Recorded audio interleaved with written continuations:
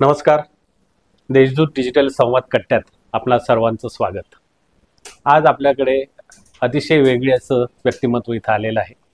गेले काही दिवस, जवळपास 15 दिवस संपूर्ण राज्यात चर्चेचा विषय ठरलेले हे व्यक्तिमत्व आहे आणि अनेक प्रकारे म्हणजे भारतीय जनता पक्षात खळबळ माजवणारे, उद्धव ठाकरे पक्षात खळबळ माजवणारे आणि नाशिककरांना रोजच त्यांच्याविषयी काहीतरी वाटावं अशा प्रकारचं हे व्यक्तिमत्व आहे.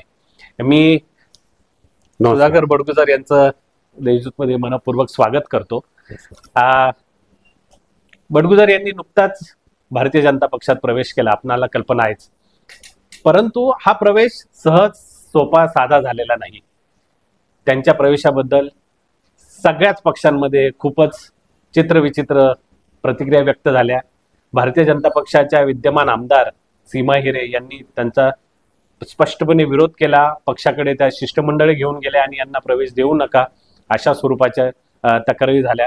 ज्या पक्षानं त्यांची हकालपट्टी केली, ज्या पक्षात ते 20 वर्ष त्यांनी काम केलं, त्या उद्धव ठाकरे गटाच्या पक्षांनी सुद्धा यावर टीका केली आणि संजय राऊत जे बडगुजर यांचे गुरु आहेत, त्यांनी आता दाऊदलाही तुम्ही पक्षात घेणार का अशा पद्धतीची टोकाची प्रतिक्रिया दिली.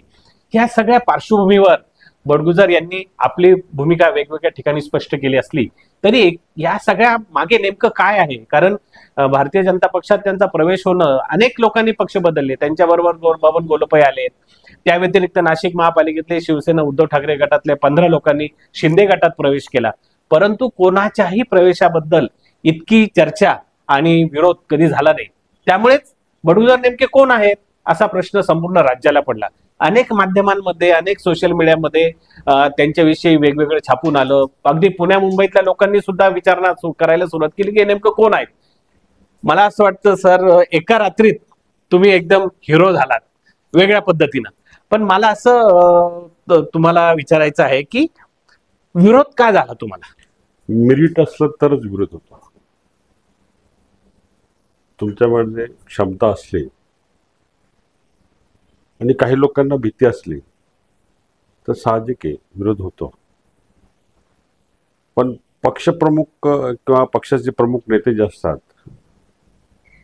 जेवढा विरोध झाला की ह्या व्यक्तीमध्ये काहीतरी गट्स दिसतात आणि त्याचं काहीतरी मेरिट दिसतंय, म्हणून त्या अँगलने ते विचार करतात. आणि माझ्या बाबतीत पण मला असं वाटतं तसं झालं. बरं, पण ज्या पक्षामध्ये तुम्ही 15-20 वर्ष काम केलं आणि केवळ काम केलं नाही तर त्या पक्षाची वाढ केली, त्या पक्ष वृद्धिंगत केला आणि अनेक पदं भूषवली, तुम्ही 2दा विधानसभेची उमेदवारी त्या पक्षाकडून लिहिले. त्या पक्षाचं असं काय झालं की तडकाफडकी तुमची त्यांनी हकालपट्टी केली? मला ते आजही मला ते समजलेलं नाही, माझी हकालपट्टी काय झाली. मी पण शोधतोय, पण तसं हकालपट्टी करण्या इतकं काही कारण नव्हतं. मी आदरणीय देवेंद्रजी फडणवीस साहेबांची मी भेट घेतली आणि म्युन्सिपल कर्मचारी सेनेच्या माध्यमातून कामगारांचे प्रश्न होते. प्रश्न असा होता की गेल्या अनेक वर्षापासून महापालिकेच्या आस्थापनावरती मंजूर असलेल्या जागा, त्यापैकी 3609 जागा रिक्त आहेत. ही भरती लवकर व्हावी. दुसरा मुद्दा होता, गेल्या 15 वर्षापासून क्लास 3, क्लास 4 कर्मचाऱ्यांचं प्रमोशन प्रलंबित आहे आणि ते जर प्रमोशन झाले तर खालच्या अजून जागा रिक्त होतील आणि भरती करणं सोपं होईल. तिसरा प्रश्न होता की आश्वासित प्रगती योजनेचा लाभ जो शासन निर्णयानुसार 10 वर्षानंतर दिला जातो, 20 वर्षानंतर दिला जातो, 30 वर्षानंतर दिला जातो, तो प्रलंबित होता, तो लवकर द्यावा. या प्रश्नासाठी मी आदरणीय मुख्यमंत्री साहेबांना भेटलो आणि नेमकी ती ठिणगी पडली आणि ठिणगी पडल्यामुळे कदाचित ते कारण असू शकतं, मला असं वाटतं. पण त्याच दिवशी मुख्यमंत्री होते आणि उपमुख्यमंत्री एकनाथ शिंदे हे देखील शिवसेनेचे महानगर प्रमुख विलास शिंदे यांच्या मुलीच्या लग्नाला आले होते. तो पण एक विषय आपल्या हकालपट्टी करताना दिला गेला. पण ते थेट त्यांना भेटले, नंतर दुसऱ्यांदाही त्यांची भेट झाली, पण विलास शिंदे यांच्यावर कारवाई झाली नाही. पण तुम्हाला मात्र लागलीच तुमच्यावर कारवाई झाली. तर याच्या मागे काय नेमकं कारण आहे? विलास शिंदेच्या मुलीचा श्रद्धा त्यांची मुलगी आहे, तिचा विवाह होता आणि आम्ही ते विवाह म्हणजे जॉईंटली असं एन्जॉय करत होतो आणि त्या ठिकाणी 4-4 तास आम्ही विलास शिंदेकडे जाऊन थांबत होतो. विलास शिंदेच्या लग्नाला शिंदे साहेब येणार हे साधारणतः दुपारी 12 वाजता पिक्चर क्लिअर झाला. त्यांचा दौरा आल्यानंतर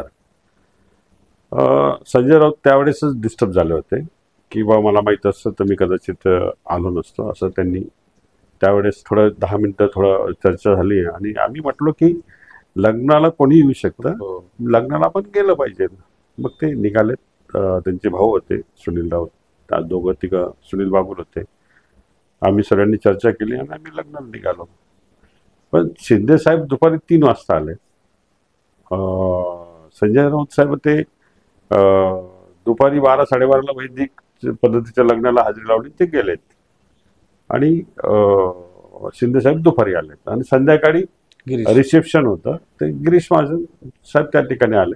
आणि त्या ठिकाणी शुभेच्छा देणे पलीकडे कुठलाही कार्यक्रम झाला नाही. आणि त्यांचं म्हणणं किंवा महाजन साहेब त्या ठिकाणी बोलतायत की शिवसेना संपवण्याची भाषा करतायत आणि तुम्ही तिथं शेजारी बसून त्या ठिकाणी त्यांच्या शेजारी बसून फोटो सेशन करतायत. हा त्यांच्या मनामध्ये एक राग निर्माण झाला होता आणि त्या कदाचित त्या भावनेतनं त्यांनी माझी पक्षातनं हकालपट्टी केली असावी असं मला वाटतं. पण त्यामागे असं एक सांगितलं जातं की गेले काही महिने तुम्ही पक्ष सोडणार अशी जी चर्चा तुम्ही आणि शिंदे अशी चर्चा होती आणि त्या दिवशी त्याचा कळच झाला, असं काही झालंय का? अशी मला त्यांनी स्वतः विचारलं होतं, पण मी त्यांना सांगितलं होतं जिल्हा प्रमुख पद त्यांनी मला असं स्वतःहून मला काही त्यांनी काढायचा प्रयत्न नाही केला. मी स्वतःहून सांगितलं त्यांना की पक्षाची भूमिका मांडायची असेल तर जिल्हा प्रमुखाला फ्रंट फुटला येऊन बॅटिंग करावी लागते. आणि सध्या मी विधानसभेच्या निवडणुकीमध्ये माझा पराभव झाल्यामुळे मी थोडा अस्वस्थ आहे आणि तुम्ही फ्रंट फुटला कोणीतरी व्यक्ती नेमा, मी बॅक फुटला राहून काम करेल, असं आमची चर्चा झाली होती. त्यानुसार त्यांनी म्हणे तुम्हाला मी असं मोकळं सोडणार नाही, तुम्हाला आम्ही प्रमोशन देतो, म्हणजे तुम्हाला उपनेता करतो आणि जिल्हा प्रमुख म्हणून तुम्ही जे नावं सांगणार त्यातला एक व्यक्ती आम्ही देऊ जिल्हा प्रमुख म्हणून. अशी सगळ्या कमिटी समोर चर्चा झाली आणि ते रेस्ट हाऊसला चर्चा झाली. त्यानंतर माझं प्रमोशन त्यांनी केलं, पण जिल्हा प्रमुखाच्या बाबतीमध्ये जो निर्णय घेतला तो थोडासा त्यांच्या पद्धतीने घेतला. ठीक आहे, हरकत नाही, घेतला हरकत नाही, त्यामध्ये काही म्हणजे शेवटी पक्षप्रमुखांचा आदेश होता, घेतला ते काही नाही. पण ज्या पद्धतीने वातावरण निर्माण व्हायला पाहतं, विलास शिंदे ज्यावेळेस डीजेंची जिल्हा प्रमुख म्हणून नियुक्ती झाली त्यावेळेस थोडे ते नाराज होते. त्यांची नाराजी काढण्यामध्ये पण आम्हाला यश मिळालं. मी स्वतः गेलो होतो, स्वतः संजय राऊतांनी त्यावेळेस सांगितलं की तुम्ही जाऊन बघा की हे कशी नाराजी काढता येईल. ती काढली मी. पण आता असो, तो माझा भूतकाळ राहिला आहे. आता मी नवीन वर्तमान काळात पुढे येतोय. कुठल्याही राजकीय माणसाचा भूतकाळ त्याचा कधी पिच्छा सोडत नाही, बरोबर. आणि भूतकाळ हा सावलीसारखा चालतो माणसाबरोबर. त्यामुळे तो भूतकाळ तुम्हाला वारंवार तुमच्या भोवती पिंगा घालणार आहे. त्याला अनुलक्षूनच मला असं व्हायचं की तुम्हाला जो विरोध भारतीय जनता पक्षातून मोठ्या प्रमाणावर होतोय की आजही बोललं जाते, त्यामध्ये ते सलीम कुत्ता हे प्रकरण जे आहे. आणि सलीम कुत्ता जो होता तो दहशतवाद्याशी संबंधित आहे वगैरे वगैरे ह्या सगळ्या गोष्टी झाल्या. तर त्याच्या वाढदिवसाला तुम्ही गेला, त्याच्याबरोबर काहीतरी डान्स केला, असं जे मीडिया व्हायरल झालं, तर हे प्रकरण आम्हाला समजून सांगा नेमकं काय आहे. हे राजकीय आरोप त्यावेळेस झालेत. मी लोकसभेच्या निवडणुकीमध्ये अग्रक्रमावर होतो आणि त्या काळामध्ये की जिल्हा प्रमुखला टार्गेट केलं तर कदाचित निवडणूक सोपी होईल म्हणून विरोधी पक्षाचं त्यावेळेसचा ते कदाचित डावपेच असतील, मला माहीत नाही. परंतु सभागृहामध्ये विषय झाला, कोणी पार्टी ठेवली मला माहीत नाही, पण लग्नामध्ये जाणं होतं किंवा एखाद्या पार्टीच्या मुवमेंट्समध्ये गाठीभेटी होतात, तशी त्या पद्धतीने माझी भेट झाली असेल ते, तो काही विषय नाही. ते आम्ही काही नाकारलेलं नाही ते की, पण ते पेरोलवरती होते त्यावेळेस तो विषय 5 मिनिटांसाठी मी गेलो, कदाचित तो विषय झाला असेल.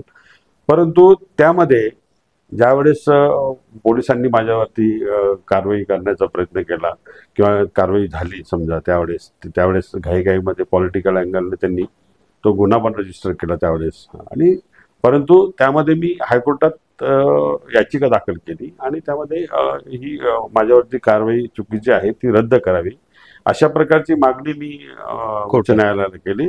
आणि उच्च न्यायालयाने त्याच्यामध्ये ऑर्डर केली आहे 22 जानेवारीला की 22 जानेवारीला ऑर्डर आहे की पोलिसांनी कुठलंही चार्जशीट त्यामध्ये दाखल करू नये. ते ऑर्डर आहे. परंतु 22 जानेवारीला ऑर्डर आहे ही आदरणीय मुख्यमंत्री साहेबांना माहिती सर्व विषय आणि त्यांनी बघितलेलं आहे. पण मला बोलायचं नव्हतं, मला एक्सप्लेन करायचं नव्हतं. मी जोपर्यंत तुम्ही मला प्रश्न विचारत नाही तोपर्यंत मलाही बोलायचं नव्हतं. त्यामुळे मीडियासमोर मी कधी बोललो नाही. पण त्यामध्ये ती वस्तुस्थिती अशी आहे की डिपार्टमेंटला त्यांनी स्पष्ट सूचना केल्या की यामध्ये चार्जशीट दाखल करू नये, ही ऑर्डर आहे. पण हे जो व्हिडिओ व्हायरल जो केला गेला ते प्रकरण एक तर कधीच आहे आणि सलीम कुत्ता कोण आहे याची तुम्हाला कल्पना होती का? 2015चं प्रकरण आहे, 15-16चं प्रकरण. आणि मी एका केसमध्ये मी सेंट्रल जेलला 4-5 दिवस त्या ठिकाणी गेल्यानंतर त्या ठिकाणी समजलं. पण त्याची कृती काय, तो व्यक्ती कोण, ते त्याच्याबद्दल मी अनभिज्ञ होतो. परंतु अचानक एकाच्या वाढदिवसाला ते गेलेत आणि आलेले होते आणि त्या ठिकाणी मी 5 मिनिटासाठी गेलो आणि हा इन्सिडन्स घडला. बरं, मलाही माहित नाही की 2015चा व्हिडिओ एखादा व्यक्ती आता ज्यांनी काढला, ज्यांनी तयार केला, तो व्यक्ती कुठे आहे त्याच्याविषयी बोलणं मलाही उचित ठरत नाही. एकमेकावरती आरोप प्रत्यारोप करणं हे माझी संस्कृती नाही. मी निश्चितपणाने ज्यांनी केलं त्याला त्याचा लगलाभ हो, पण मी निष्पाप आहे. पण 2015ची घटना ती 2024ला त्याचा वापर केला गेला. हो. तो ठीक आहे, तो राजकीयच होता. राजकीय पण इतकं इतक्या गंभीरतेनं का केलं गेलं आणि जणू काही तुम्हाला आयुष्यातून उठवण्याचा तो एक प्रयत्न होता असं नाही वाटत? कुटुंबापर्यंत आलेत ना, हाच विषय नाही. कुटुंबापर्यंत पण आलेत. म्हणजे माझ्या लहान मुलावरती पण, छोट्या मुलावरती पण गुन्हा दाखल करण्याचा प्रयत्न झाला, 307 दाखल करण्याचा, मोठ्या मुलावर झाला. पण हे त्यावेळेस जर मी समजा सत्तेच्या अँगलने जर असतो तर कदाचित हे गुन्हे दाखल झाले नसते. हे मी विरोधक होतो आणि विरोधात बसलेलो होतो आणि विरोधकाची भूमिका ही चोखपणे बजवत होतो. मला त्या दृष्टीने त्यावेळेची परिस्थिती तशी होती, त्या दृष्टीने माझ्यावरती गुन्हे दाखल झालेत आणि त्यातनं मी निश्चितपणाने बाहेर पडतो. पण तुम्हाला आयुष्यातून उठवण्याचा प्रयत्न किंवा हे जे सगळं ज्या लोकांनी केलं त्याच लोकांच्या पक्षात जाऊन तुम्ही आता मांडीला मांडी लावून बसणार, हे तुम्हाला कितपत योग्य वाटतं? हे बघा, राजकारणात काही घडतं. मी यापूर्वी पण सांगितलं तुम्हाला, आजचा मित्र उद्याचा शत्रू होतो, उद्याचा शत्रू तो आजचा मित्र होतो. राजकारणात हे घडत असतं आणि हे गिव्ह अँड टेकची भूमिका असते. त्यामध्ये अशा कृती होत असतात आणि मला आनंद आहे. मला माझा जो अभ्यास आहे, माझी जी काम करण्याची पद्धत आहे, ते बघा, शिवसेनेने माझी बाहेर काढल्यानंतर मला भारतीय जनता पार्टीने जवळ घेतलेलं आहे आणि माझा अभ्यासाचा त्यांनी आदर केला आहे, अनादर नाही केला. म्हणून मी त्या पक्षात जाऊन मी खुशी नाही. म्हणजे आपण म्हणतो की त्यांनी आधीच्या काळात जेवढे तुमच्यावर आरोप केले किंवा तुम्हाला अगदी विधानसभा निवडणुकीत तुम्हाला खूप त्रास देण्याचा प्रयत्न केला, पोलिसांनी 4 वेळा तुम्हाला बोलवलं, तुमच्या चिरंजीवर गुन्हे दाखल केले, अशा सगळ्या परिस्थितीतही तुम्हाला ज्यावेळेस पायघड्या घेतल्या जातात किंवा गिरीश महाजन तुमच्याकडे येतात, स्वतः सीएम किंवा प्रदेशाध्यक्षाने सुद्धा तुम्हाला हे केलं, तर यामागे त्यांची काही मजबुरी होती की तुम्ही आधीपासून त्यांच्या संपर्कात होतात आणि या सगळ्या केसेस तुमच्या मागे घेतल्या जाव्यात त्यासाठी तुम्ही केसेस मधनं तर मी टोटली न्यायालयाच्या माध्यमातून मी त्यातनं रिलीफ मिळवलेला आहे. पण ज्या पद्धतीने देवेंद्रजी काम करतायत, ज्या पद्धतीने गिरीश भाऊ काम करतायत, एकंदरीत भारतीय जनता पार्टीचे जे लोक काम करतायत, म्हणजे ग्राउंडला जाऊन मतदारांपर्यंत पोहोचून, निश्चितपणे तशा पद्धतीचं काम माझं म्हणजे सर्व मतदारसंघामध्ये आहे. विधानसभेच्या वेळेस माझे 1600 लोकांची टीम अतिशय प्रामाणिकपणे काम करत होती. परंतु ठीक आहे, काय घडलं मला माहीत नाही. म्हणजे यश मिळायला पाहिजे होतं पण मिळालं नाही. शेवटी जो विजय झाला एक मताने काय असणार तो विजय असणार आणि सीमायाने त्या ठिकाणी निवडून आल्यात. ठीक आहे, ते त्यांचं काम करतायत. त्यांचं पक्षामध्ये 3 टर्म त्यांनी आमदारकी, 3री टर्म त्यांची आमदारकीची आहे, काम करतायत. त्यांना निश्चितपणे शुभेच्छा दिल्या गेल्या. पण सीमाताईंचा उल्लेख तुम्ही केला, त्यांनी एकतर हा सलीम कुत्ता प्रकरण, त्याचबरोबर त्यांनी 29 गुन्हे तुमच्यावर आहेत आणि असा गुन्हेगाराला तुम्ही पक्षात घेणार का असाही विषय उपस्थित केला. हे गुन्हे काय आहेत नेमके? चुकीचं स्टेटमेंट आहे त्यांचं. ते 17 गुन्हे पॉलिटिकल अँगलने सर्व गुन्हे दाखल झालेले आहेत. ते मी माझ्या आयुष्यात 2012 पर्यंत माझ्यावर एनसी पण नव्हती. म्हणजे 12 नंतर हे सर्व गुन्हे झालेले, राजकीय गुन्हे राजकारणात आल्यानंतर. हा बाबा मी लहानपणापासून गुन्हेगार आहे किंवा उमेदीच्या काळात मी गुन्हेगार झालो. मी व्यवसाय करत होतो. 2012 पर्यंत पहिला गुन्हा माझ्यावरती झाला स्टँडिंग कमिटीच्या इलेक्शनच्या वेळेस रणजित नगरकरला स्टँडिंग कमिटी चेअरमन बनवताना. त्यानंतर ही गुन्ह्यांचा सिलसिला हा तिथून पुढे चालू झाला आहे. तोपर्यंत जर एक एनसी माझ्यावर असेल तर दाखवावी. कुठलीही माझ्यावरती एकही एनसी नाही 2012. तुम्ही असं आव्हान देताय सीमाताईंना असं समजायचं नाही? आव्हान नाही, मी वस्तुस्थिती जाणून घ्या. काय होतंय की मी ज्यावेळेस 2012, आता माझं वय हे 55, समजा 2012ला माझं वय किती असेल, समजा 42 वर्ष. 42 वर्षापर्यंत जर एखादा व्यक्तीवरती गुन्हा दाखल होते तर पुढे गुन्हेगार कसा बनेल? बरोबर. हे आत्मचिंतन केलं पाहिजे. आणि मला असं वाटतं की तुम्ही तुमच्या विधानसभेच्या प्रतिज्ञापत्रात हे सगळ्यांची नोंद केलेलीच दिलेलीच आहे. तो काही एकही गुन्हाला पळेल नाही आणि त्यामुळे एकही प्रॉपर्टी पळेल नाही. हा प्रॉपर्टीचा विषयावर मी तू सांगतो की आता तोही एक नवीन तुमच्या विरोधात एक हत्यार म्हणून वापरला जातो का? तुमची कोट्यावधीची प्रॉपर्टी आहे तर ते नेमकं काय म्हणजे त्याच्यावर का लोक? जेवढी प्रॉपर्टी तेवढी टॅक्स पेड आहे. त्याच्या व्यतिरिक्त एक जरी प्रॉपर्टी सापडली तरी मी राजकारणात संन्यास घेईल. हा ते तुम्ही बोललाच आहात, पण एवढी जी प्रॉपर्टी आहे लोकांना कल्पना नाही तुम्ही कोण आहात. परंतु एक नगरसेवक 5 कोटीचा मालक आहे, 10 कोटीचा मालक आहे, असं जी चर्चा होते तर नेमकं काय तुमचा व्यवसाय होता आणि तुम्ही हे कसं जमवलं? मी 92 पासून व्यवसायात आहे. 92 ते 2005-06 पर्यंत मी व्यवसायात होतो. किंबहुना मोठमोठे प्रकल्प त्यावेळेस केले. थोडं डिटेल्स सांगाल प्रकल्पांचे? प्रकल्प मी पाण्याची योजना वॉटर सप्लाय मध्ये बऱ्यापैकी काम केलंय. आणि मेन म्हणजे लिफ्ट जे पंपिंग मशिनरीचं जे आहे, मी लातूरची स्कीम केली त्यावेळेस पाणी पुरवठ्याची. हा, विलासराव मुख्यमंत्री असताना. विलासराव 1 नोव्हेंबर 2004ला मुख्यमंत्री झाले आणि 22 नोव्हेंबरला मांजरा डॅमवरती मिटिंग लागली. आणि त्यावेळेस त्यांनी निवडणूक काळात शब्द दिला होता की लातूरला पाणी देईल म्हणून. हो. आणि कृष्णाकांत भोगे त्यावेळेस विभागीय आयुक्त होते आणि त्यांनी विचारलं की पंपिंग मशिनचं काम कोण करता येईल. मग मी मीटिंगमध्ये उभं राहून सांगितलं की मी करतोय. त्यावेळेस मी राजकारणात नव्हतो, मी व्यवसायात होतो. मी करतोय. त्यांनी सांगितलं की मला 6 महिन्यात पाणी द्यायचंय. माझ्या कामाची मुदत होती 18 महिने. आणि 6 महिन्यात म्हटलं कसं शक्य साहेब? विलासराव म्हणे नाही, मला नाही माहिती, मला 6 महिन्यात प्रोजेक्ट पूर्ण करायचा आहे.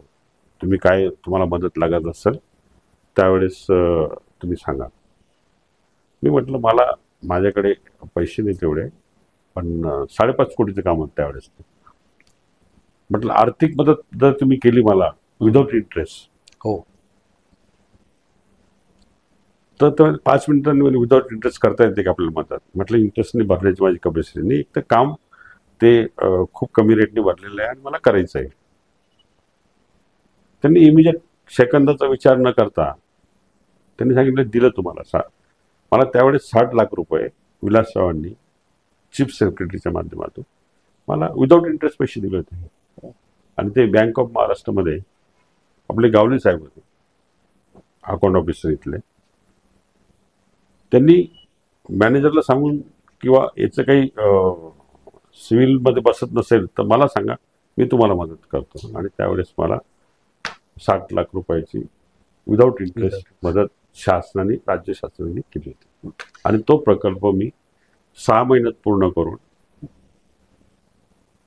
5 मेला 2005ला लातूर शहराला पाणी दिलं. हो, पण मग तुम्ही व्यवसायात अशी वेगवेगळी उंची गाठत असताना, तुमचा व्यवसाय एकदम व्यवस्थित छान चाललं असतं, कुटुंब चांगलं असताना तुम्हाला राजकारणात येण्याची उपलब्धी कशी झाली? हा एक इन्सिडेंट झाला. तोही मित्र आता बरोबर आहे, तुमचाही मित्र आहे, माझा मित्र आहे.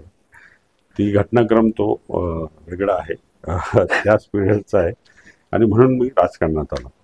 ते पण तो जरा सांगितलं तर बरं, नाव नका सांगू मला. पण राजकारणात तुम्हाला येण्याचं म्हणजे इच्छा होती, महत्वाकांक्षा होती, किंवा याच्यात पुढे करिअर करायचं असं ठरलं काय? करिअर माझं बिझनेसमध्ये छानपैकी होतं. मी 2002-2003च्या सिंहस्थ काळामध्ये माझ्याकडे 10-12 कोटीची कामं होती त्यावेळेस. आणि तो सिंहस्थ संपल्यानंतर एक लातूरचं काम मी घेतलं जसं 3-4ला, आणि त्या कामाच्या मागं मी लागलो. आणि त्या काळात कॉर्पोरेशनवरती माझं थोडंसं म्हणजे दुर्लक्ष झालं. आणि एक अशोक काका गवडी त्यावेळेस स्टँडिंग कमिटी चेअरमन होते, आणि आपला एक मित्र त्या ठिकाणी होता, आणि थोडंसं झालं त्यावेळेस अनबन झाली, आणि तिथून मग संघर्ष चालू झाला. आणि मी त्यावेळेस म्हणालो होतो की पुढच्या वेळेस मी ह्या सभागृहात मी इथं येईल आणि काम कसं असतं तुम्ही करून दाखवा. वा, क्या बात. त्यामुळे तुम्ही जे ठरवता ते करतात. करतो. मग आता तुम्ही आमदार व्हायचं ठरवलंय का? नाही, तुझं कधीची अपेक्षा. दुसरा पण एक शेवटी नशिबापुढे चालत नाही काय. बरोबर. दुसरा एक विषय असा आहे की आता तुम्ही भारतीय जनता पक्षात आला आहे, तर आता तुमच्या समोर काय ध्येय आहे पुढचं? तुम्ही महापालिका निवडणुका मी त्यांना सांगितलं की मी त्यांच्याकडे काहीच मागणी केली नाही. तुम्हाला वाटेल ती जबाबदारी द्या. माझी काम करण्याची इच्छा आहे आणि प्रचंड इच्छाशक्ती आहे, आणि कामही करू शकतो. माझ्या लायक जे काम तुम्ही द्याल ते काम मी करेन, एवढं मी मागणी.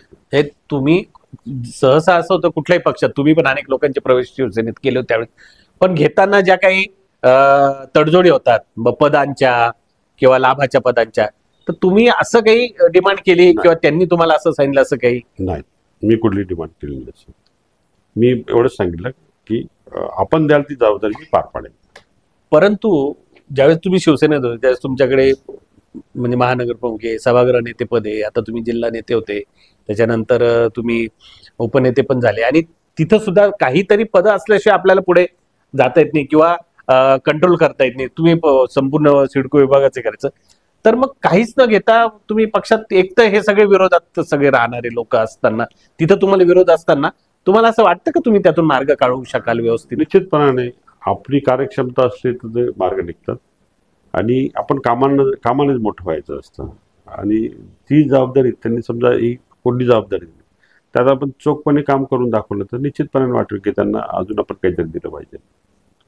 पण भारतीय जनता पक्षात प्रवेश करण्याचा निर्णय एक्झॅक्ट कधी घेतला? निर्णय तसं तर हकालपट्टीनंतरच जायला लगेचच, आधी काही? आधी पण मग तुम्हाला कधी ऑफर आली किंवा गिरीश महाजन भेटले? आधी त्यांच्याशी ऋणानुबंध होतेच माझे, असं काही. एका जिल्ह्यातले म्हणून?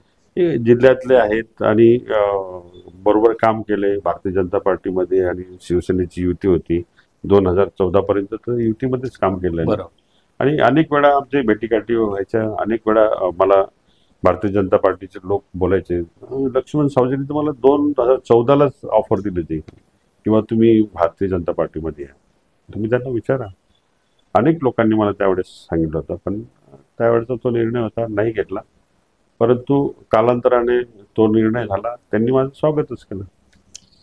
तुमच्या संजय राऊत आणि तुम्ही हा जो काही एक संबंध आहे, आणि ज्याची खूप चर्चा पण होते, किंबहुना त्यामुळे तुमचं भाजपमध्ये जाणं हे शिवसेनेला जेवढं काही लागलेलं आहे मनाला, तर तुमचे इतके संबंध होते, म्हणजे तुमच्या मुलांच्या लग्नाला दिवसभर संजय राऊत असणं, किंवा तुम्ही सुद्धा त्यांच्या मुलीच्या लग्नाला ते जाणार, तर त्यांचा सुद्धा विश्वास जाणं, असं काय घडलं? म्हणजे असं तुम्हाला काय वाटतंय, काय झालं त्या बाबतीमध्ये? मी सुरुवातीलाच सांगितलं की अशा प्रकारचं म्हणजे माझ्यावर कारवाई करणं ही माझी पण संभ्रमावस्था आहे, मी पण त्यात अनभिज्ञ नाही. तुम्ही विचारलं नाही त्यांना की राऊत साहेबांना की नाही? नंतर हकालपट्टी केल्यानंतर काय विचारणार, निर्णय झाल्यानंतर काय विचारणार? हा, पण ज्या पद्धतीचे तुमचे रिलेशन होते, म्हणजे तुम्ही त्यांनी फक्त मला एक सांगितलं की गिरीश महाजन आपला पक्ष संपवण्याची भाषा करताय, आणि तुम्ही तिथं शेजारी उभं राहून फोटो सेशन करतात. आता तो लग्न सोहळा होता. तुम्ही ज्याच्या लग्नाला ते आले, शिंदे साहेब आले, महाजन साहेब आले, विलास शिंदेचा विवाह सोहळा होता त्या ठिकाणी मुलीचा. मी पण तिथं लग्नाला म्हणजे कार्यक्रमाला मी गेलो होतो ना. आता व्यासपीठावरती एकत्रित बऱ्याच वेळा आपण वाढदिवसाचा कार्यक्रम असेल, लग्न सोहळा असेल, बऱ्याच वेळा आपण एकत्र जरी विरोधक असलं तरी हस्तांदोलन करतोच ना आपण, की आपण काय असं की म्हणजे हे थोडी करतो. पण ठीक आहे, त्यांना मनामध्ये काय आलं मला माहित नाही, पण जे झालं ते गंगेला पाहिलं, गंगेला मिळालं सगळं. शेवटचे 1-2 प्रश्न की तू शिवसेनेत तुम्ही असताना पश्चिम प्रभाग जो आहे किंबहुना सिडकोचा जो एरिया हा कायम शिवसेनेचा बालेकिल्ला राहिला आहे आणि प्रत्येक वेळेस शिवसेनेला लोकसभेलाही त्याच्यातून मोठं लीड, म्हणजे हेमंत गोडसेंना तर फारच मोठं लीड मिळतं.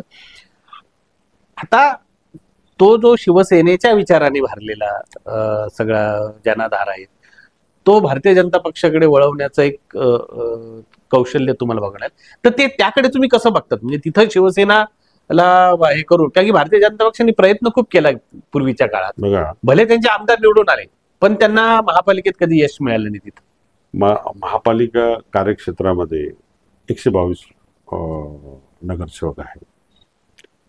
त्यापैकी पश्चिम विधानसभा मतदारसंघामध्ये 44 नगरसेवक आहेत. त्यापैकी 18 नगरसेवक भारतीय जनता पार्टीला मिळाले होते आणि 22 नगरसेवक हे शिवसेनेला मिळाले होते. पूर्व विधानसभा मतदारसंघात जर विचार केला तर त्या ठिकाणी 47 सीट्स आहेत. त्यामध्ये भारतीय जनता पार्टीला 29 सीट्स मिळाले होते आणि शिवसेनेला त्या ठिकाणी 12 सीट मिळाले होते.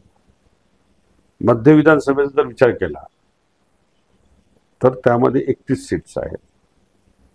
त्यापैकी 19 सीट्स भारतीय जनता पार्टीला मिळाले होते आणि 1 सीट शिवसेनेला मिळाला. अशा पद्धतीने जी राजकीय परिस्थिती आहे त्यामध्ये निश्चितपणाने पश्चिम विधानसभा मतदारसंघामध्ये ज्या 22 सीट शिवसेनेच्या आहेत त्यामध्ये भारतीय जनता पार्टीची ताकद हे निश्चितपणाने वाढेल आणि त्या 44 सीट्सवरती साधारणतः 35 सीट बीजेपीला मिळतील. ओके, असा माझा अंदाज आहे. पण तुमच्या बरोबर जे काही सगळे नगरसेवक निवडून आले त्यापैकी मोठ्या संख्येनं शिवसेनेच्या शिंदे गटात गेले आणि त्याचबरोबर तुम्हाला शिंदे गटात घेण्यामध्ये तिडमे असतील किंवा इतर लोकांनी विरोध केला, तर हे काय राजकारण आहे? शिंदे गटांच्या वरिष्ठ नेत्यांनी मला त्यांनी बोलवलं होतं. त्यांनी तर मला महामंडळाची ऑफर दिली होती देतो म्हणून. पण एकंदरीत इथल्या शहर प्रमुखांनी जे एक स्टेटमेंट केलं की बडगुजर आमच्या पक्षात आम्ही घेणार नाही वगैरे, जसं तसं भारतीय जनता पार्टीमध्ये जसं सीमा एरीने स्टेटमेंट केलं विरोधाचं, तर पण तात्काळ बावनकुळे साहेबांनी त्याच्यावरती प्रतिक्रिया दिली आणि म्हणून मला वाटलं की ह्या पक्षात आपण गेलं पाहिजे. शेवटचा प्रश्न, सीमा हिरेंशी जुळून घेणार? भगिनीत आमच्या राजकारणात काही होतं, काहीच हरकत नाही. पण पक्षात आल्यानंतर त्यांची भेट झाली किंवा तुम्ही जाऊन त्यांना भेटला? ते सध्या रागात आहे, राग गेल्यावर भेटू. ठीक, धन्यवाद.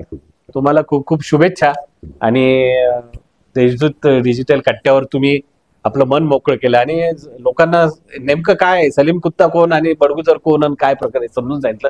आमच्या विनंतीला मान देऊन तुम्ही आलात त्याबद्दल धन्यवाद.